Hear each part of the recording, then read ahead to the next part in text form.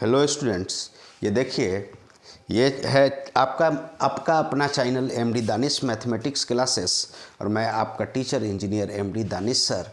देखिए, आज मैं पढ़ाने जा रहा हूँ जो सीबीएसई का बेसिक मैथमेटिक्स चल रहा था उसका सेट 1 का 10 तक मैंने पढ़ा दिया है। 11th नंबर क्वेश्चन से आज हमको पढ़ाना है। तो समझिए 11 नंबर क्वेश्चन क्या कहता है। ये कहता है two tangents P A and P B, दो टेंजेंट्स है, एक पी ए है और दूसरा पी बी है। Are drawn from external point P, जो एक्सटर्नल एक बाहरी पॉइंट है पी, उससे ड्रॉ किया गया है to a circle with centre O, जो मतलब सर्कल पर सेंटर ओ पर ड्रॉ किया गया है। देखिए, तो if angle A P B is equal to 60 degree then angle A O B क्या होगा। तो देखिए, ये क्वेश्चन आप समझ गए कि दो टेंजेंट है ए बी और पी बी और दोनों एक्सटर्नल पॉइंट पी से खींचा गया है। एक एक्सटर्नल पॉइंट पी से दोनों टेंजेंट खींचा गया है और सर्कल का सेंटर क्या है, ओ है। तो ए पी बी 60 डिग्री है, तो ए ओ बी क्या होगा। ऑप्शन ए में 60 डिग्री, ऑप्शन बी में 90 डिग्री, ऑप्शन सी में 120 डिग्री, ऑप्शन डी में 150 डिग्री क्या होगा। तो देखिए, सबसे पहले इसको समझिए। हम क्या करेंगे, सबसे पहले एक ड्रॉ करेंगे, सर्कल ड्रॉ करेंगे और देखिए एक बाहरी पॉइंट यहाँ से खींचा गया है। देखिए, यहाँ से ये बाहरी पॉइंट P है, P से क्या किया गया है, P से खींचा गया है आपका टेंजेंट। एक टेंजेंट का नाम है, देखिए ये पॉइंट को A बोल दीजिए, ये पॉइंट को B बोल दीजिए। तो ये सेंटर O, तो देखिए ये सेंटर O है, तो ये ड्रॉ कीजिए, सेंटर से ज्वाइन कीजिए। तो ये हमारा देखिए O हुआ, ये एंगल ए ओ बी ये हुआ। तो एक बात जान जाइए, यहाँ पर दिया है पी ए और पी बी, एक पॉइंट एक्सटर्नल पॉइंट पी से खींचा गया है दो टेंजेंट, और दो टेंजेंट जब खींचा गया है तो बोला है कि ओ ए ओ बी, तो दो इसका रेडियस होगा। जब ओ ए ओ बी रेडियस होगा तो ये टेंजेंट पर क्या होगा, परपेंडिकुलर। रेडियस क्या होता है, रेडियस टेंजेंट पर और टेंजेंट रेडियस पर परपेंडिकुलर होता है।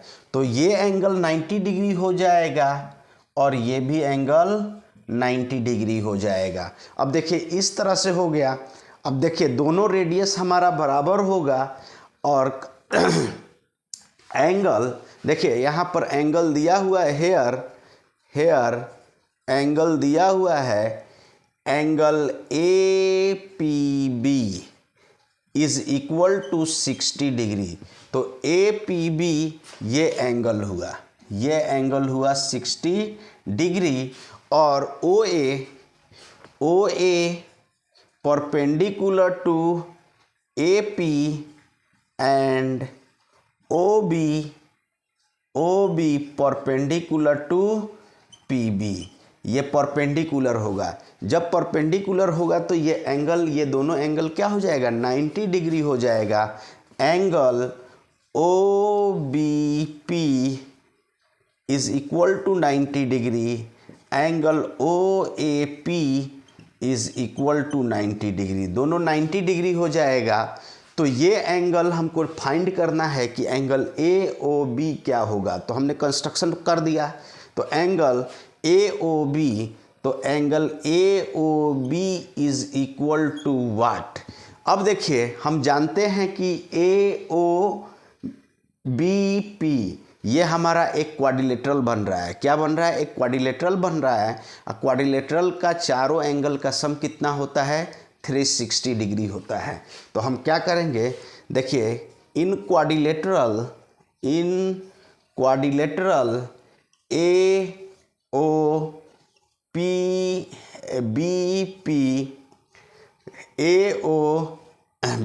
पी इज इक्वल टू, देखिए तो angle O A P plus angle O B P plus angle A O B plus angle A P B, चारों एंगल का सम ये कितना होता है 360 डिग्री। हम लोग जानते हैं कि क्वाड्रिलेटरल का चारों एंगल का सम कितना होता है, तो 360 होता है। तो देखिए ओ ए पी हमने अभी बताया है कि ये 90 डिग्री है, तो ये 90 डिग्री लिख दिया। देखिए ओ बी पी ये भी हमारा 90 डिग्री होगा, ये भी 90 डिग्री होगा। अब देखिए 90 डिग्री होगा और ए ओ बी हमको नहीं पता है, A P B 60 degree question से गिवन है, ये गिवन है 60 डिग्री हमारा क्वेश्चन से क्या है, गिवन है, इज इक्वल टू 360। अब देखिए यहाँ पर ए ओ बी निकालेंगे तो ये 360 लिख दीजिए और देखिए ये 90 क्या हो जाएगा, 90 180 हो जाएगा, अब प्लस 60 तो 240 हो जाएगा। तो यहाँ पर 200 इधर इसको 90 को इस 90 को इस 60 को जोड़ेंगे तो 200 कितना हो जाएगा 40 हो जाएगा, 240 हो जाएगा। और 240 को देखिए 240 को इसमें से 360 में से घटा देंगे, इधर प्लस में होगा, इधर आकर माइनस में चला जाएगा। तो एंगल ए ओ बी हमारा हो जाएगा 021 मतलब 120 डिग्री, मतलब एंगल सी का चुनाव हमारा क्या होगा, सही होगा। मतलब ये एंगल हमारा 120 डिग्री होगा, 120 डिग्री होगा। देखिए नेक्स्ट क्वेश्चन,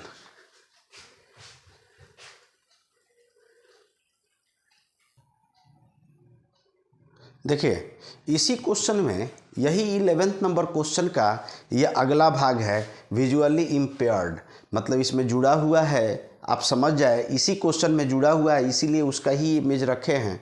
तो देखिए वो इमेज के साथ अब देखिए बोला है from external point P at a distance 25 centimetre from centre the tangent length is इतना। अब देखिए क्या है, from external point P from external point at distance 25 centimetre.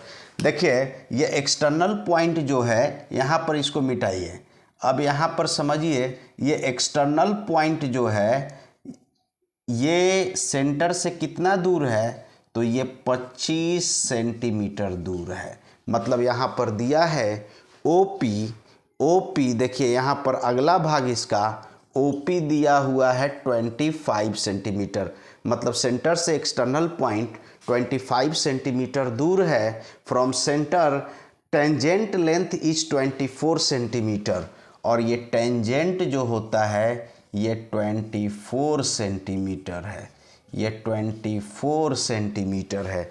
क्यों दोनों टेंजेंट लेंथ 24 सेंटीमीटर लिखे हैं, क्योंकि हम जानते हैं कि एक एक्सटर्नल पॉइंट से दो टेंजेंट सर्कल पर खींचा जा सकता है और दोनों टेंजेंट की लंबाई क्या होती है, आपस में बराबर होती है। ये टेंजेंट और ये टेंजेंट दोनों का लेंथ बराबर होगा।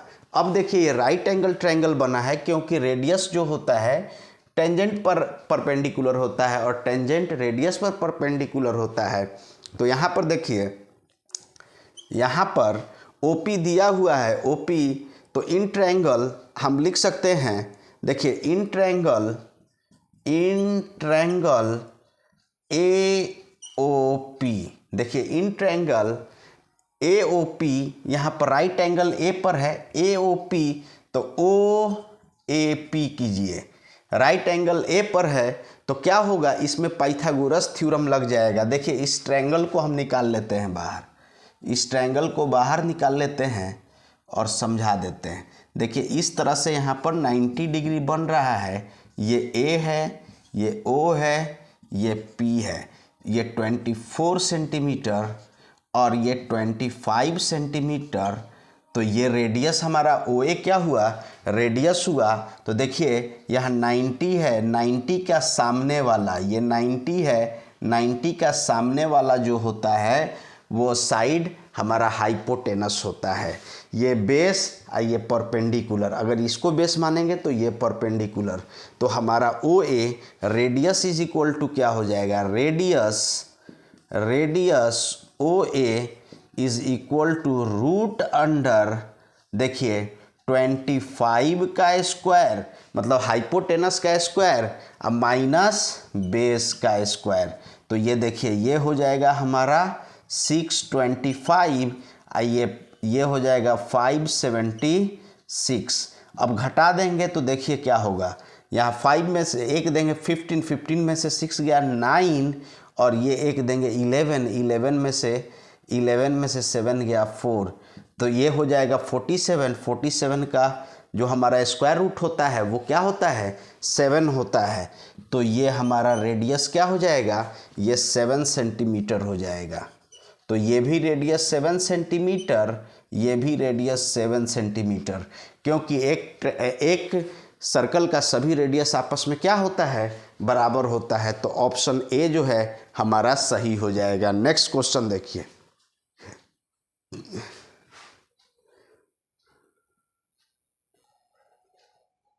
देखिए अगला क्वेश्चन क्या कह रहा है, इसको समझिए।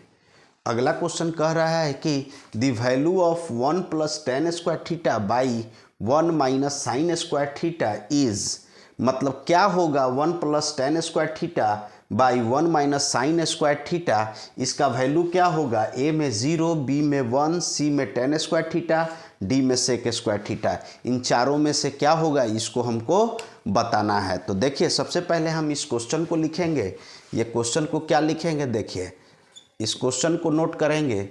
ये है हमारा 1 + tan square theta divided by 1 - sin square theta, 1 - sin square theta. तो देखिए इसको हम सॉल्व करेंगे तो याद रखिएगा 1 + tan स्क्वायर थीटा ये होता है sec square theta, 1 + tan square theta ये ऊपर वाला ये होता है sec स्क्वायर थीटा, और 1 - sin square theta, 1 - sin square theta ये हमारा होता है cosec, ये होता है cos स्क्वायर, सॉरी cosec नहीं cos स्क्वायर थीटा, ये होता है हमारा cos स्क्वायर थीटा। अब cos स्क्वायर थीटा होता है, अब देखिए ये cos स्क्वायर थीटा होता है तो इसको समझिए 1 - sin स्क्वायर थीटा ये cos स्क्वायर थीटा होता है, और ये sec स्क्वायर थीटा। तो एक मिनट, इसके क्वेश्चन में कुछ है, हम देखना चाह रहे हैं कि क्वेश्चन में कुछ भूला है क्या। देखिए क्वेश्चन बिल्कुल सही है, यहाँ पर थोड़ा सा क्या है, यहाँ पर ये ऑप्शन में थोड़ा सा गड़बड़ है। ऑप्शन में cos 4 थीटा है, sec 4 थीटा है। देखिए ऑप्शन डी जो है वो sec 4 थीटा है। क्वेश्चन मेरा सही है। तो अब देखिए 1 - sin square theta cos square theta हुआ, तो cos ऊपर जाएगा तो ये तो sec स्क्वायर थीटा पहले से है, नीचे से ऊपर जाएगा तो ये भी हो जाएगा sec स्क्वायर थीटा। तो ये हो जाएगा sec to the power 4 theta, ये दोनों जुट जाएगा तो ये हो जाएगा हमारा sec to the power 4 theta. Option D हमारा सही हो जाएगा। ऑप्शन डी क्या हो जाएगा, सही हो जाएगा। क्वेश्चन सही था, ऑप्शन ने हम गलती लिख दिए थे, ऑप्शन सही कर दिए, sec to the power 4 theta होगा।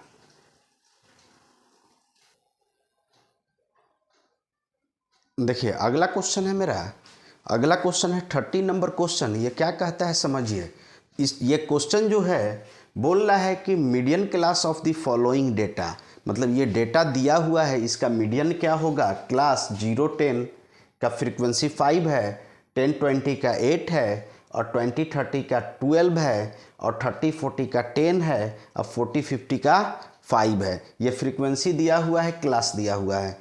तो बोला है कि ये डाटा मीडियन क्लास कौन सा होगा, इन सब में मीडियन क्लास कौन सा होगा। ऑप्शन ए में 10-20 होगा, बी में 20-30 होगा, सी में 30-40 होगा, डी में 0-10 होगा। कौन सा हमारा मीडियन क्लास होगा। तो देखिए मीडियन क्लास होने के लिए सबसे पहले हम इसको देखिए कैसे बनाते हैं।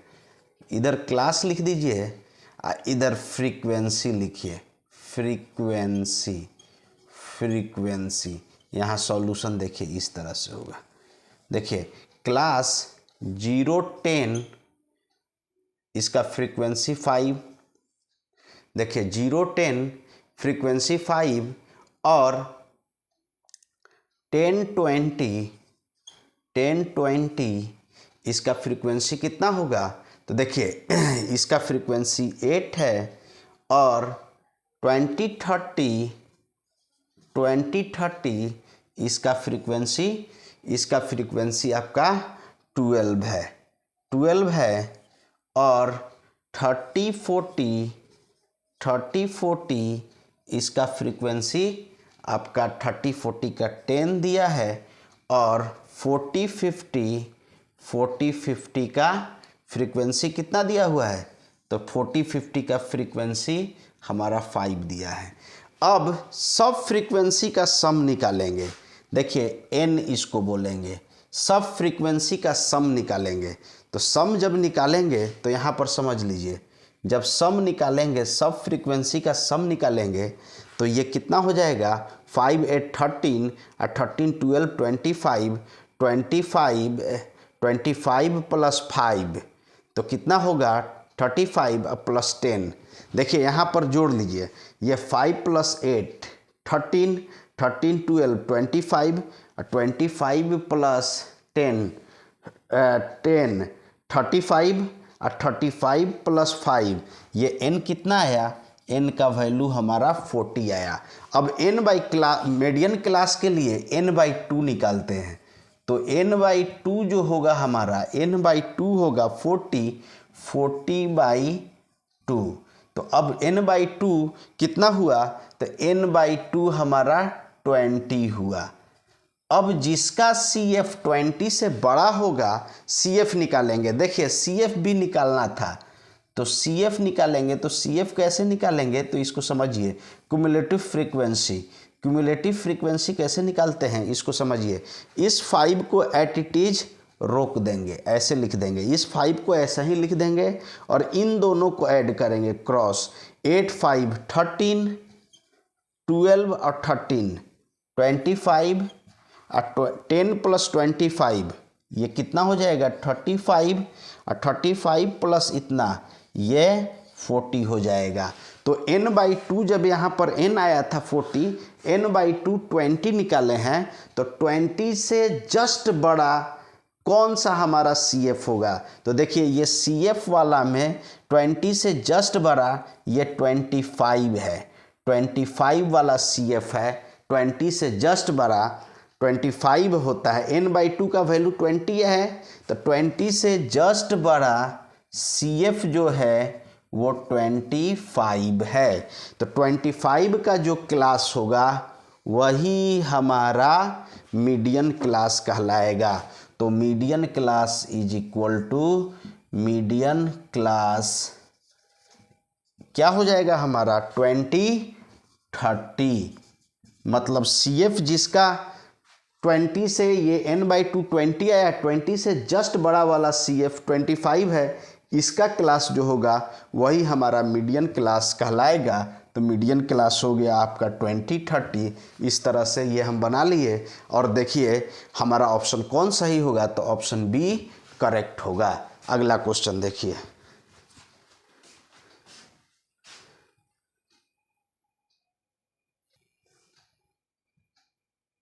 देखिए अगला क्वेश्चन है मेरा, अगला क्वेश्चन है 14 नंबर क्वेश्चन। 14 नंबर क्वेश्चन को समझिए। 14 नंबर क्वेश्चन क्या कह रहा है? ये बोल रहा है if mean is equal to 25। Mean क्या होगा? मीन 25 हो और median and median is equal to 27। Median क्या हो? 27।